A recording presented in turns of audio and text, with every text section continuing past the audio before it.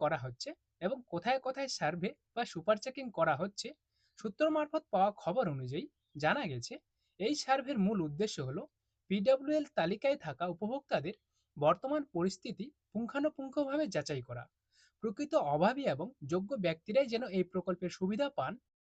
অতীতে থাকা বিভিন্ন সময়ে আবাস যোজনা নিয়ে ওঠা দুর্নীতির অভিযোগের পরিপ্রেক্ষিতেই এই সার্ভে এবং পরবর্তী সুপার চেকিং প্রক্রিয়াকে সর্বোচ্চ গুরুত্ব দেওয়া হচ্ছে। নবান্নের নির্দেশ অনুযায়ী প্রতিটি জেলার জেলাশাসকদের এই সার্ভের প্রক্রিয়া নিবিড়ভাবে তদারকি করার নির্দেশ দেওয়া হয়েছে। জেলা প্রশাসনও ইতিমধ্যে এই নির্দেশ মেনে সুপার চেকিং শুরু করে দিয়েছে, যাতে কোনোভাবেই তথ্যের গরমিল বা অযোগ্য ব্যক্তির নাম তালিকায় অন্তর্ভুক্ত না হয়, যাতে করে যোগ্য ব্যক্তিদেরই ব্যাংক অ্যাকাউন্টে বাংলার বাড়ি প্রকল্পের সুবিধা পৌঁছায়। সেই উদ্দেশ্যে ইতিমধ্যে কাজের অগ্রগতি এগিয়ে নিয়ে যাওয়া হচ্ছে বলে খবর।